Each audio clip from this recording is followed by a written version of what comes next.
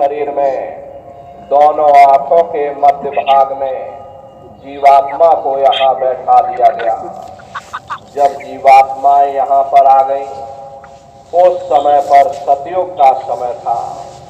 सतयुग योगी सब विज्ञानी, करे हरे ध्यान तरे भव प्राणी। उस समय सब ज्ञानी और विज्ञानी थे, सबकी आंख कान खुली हुई थी, रोज मालिक का दर्शन करते थे, रोज आते और रोज जाते, और जब समय पूरा हो जाता ये जीवात्माएं अपने देश वापस चली जाती, फिर लौट करके मृतलोक में कभी नहीं आती। ऐसे न जाने कितनी खेपें, कितनी जीवात्माएं वापस लौट गईं। तब निरंजन भगवान ने विचार किया कि अगर ये जीवात्माएं ऐसे ही अपने देश वापस लौट जाएंगी, हम इन पर कोई बंधन नहीं लगाएंगे, तो एक दिन मेरा राज्य खाली हो जाएगा। हमने जो तपस्या करके जीवात्माओं का छोटा सा भंडार उस मालिक से मांग लिया, वो भंडार खाली हो जाएगा, फिर हम राज किस पर करेंगे। तो उन्होंने बड़ी होशियारी के साथ कर्मों का विधान बना दिया। कर्मों का विधान बना करके जीवात्माओं को सुना दिया गया कि भाई ये पुण्य कर्म है, ये पाप कर्म है, ये शुभ कर्म है, ये अशुभ कर्म है। और इन जीवात्माओं को कह दिया कि काल रूप में दिन कर भ्राता, शुभ अशुभ कर्म फल दाता। यानी मैं काल रूप हूँ और शुभ अशुभ कर्मों का मैं फल दूंगा। यानी कर्म करने की स्वतंत्रता हमको आपको दे दी गई और फल देने का अधिकार इन्होंने अपने हाथों में रख लिया। धीरे धीरे ये जीवात्माएं कर्मों की बेड़ियों में जकड़ती चली गई। जिस नाम की डोरी को पकड़ करके ये जीवात्माएं ऊपर से नीचे आई थी, कर्मों के ही कारण वो नाम की डोरी हाथ से छूट गई।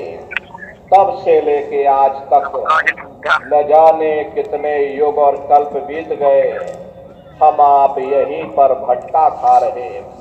प्रेमी भाई बहनों, ये रूह सतनाम का अंश है, सत देश की रहने वाली है, लेकिन जब काल और माया के देश में आ गई तो काल और माया ने तन के पिंजरे में, पांच तत्व के इस पिंजरे में जीवात्मा को कैद कर दिया।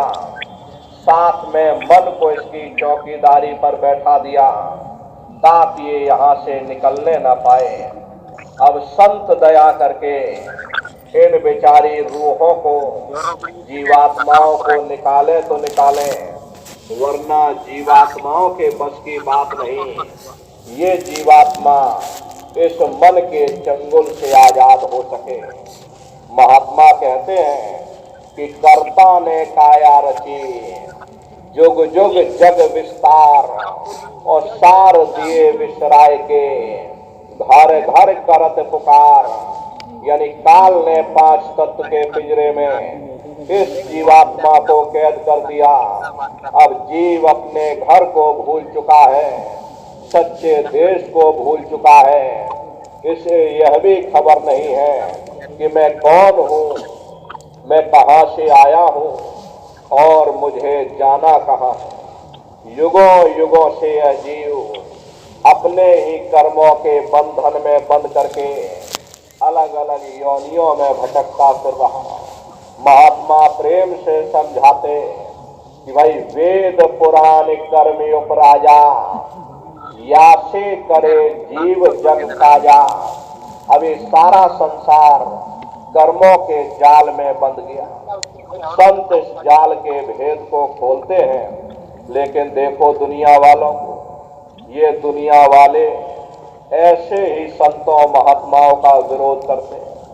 वाल्मीकि जी महाराज ने राम के पैदा होने के 10,000 साल पहले ही पूरी रामायण बनाकर रख दी थी। कि भाई तुम्हारे अंदर राम है, तुम्हारे अंदर रावण है, सब कुछ तुम्हारे अंदर है। काल भगवान ने देखा कि इसने तो मेरा भेद उजागर कर दिया, भेद ही उजागर कर दिया, तो उन्होंने बड़ी होशियारी के साथ बाहर ही राम बना दिया, बाहर ही रावण बना दिया, ताकि कोई अंदर ना आने पावे, कोई मेरे भेद को न जानने पावे, सब बाहर ही बाहर।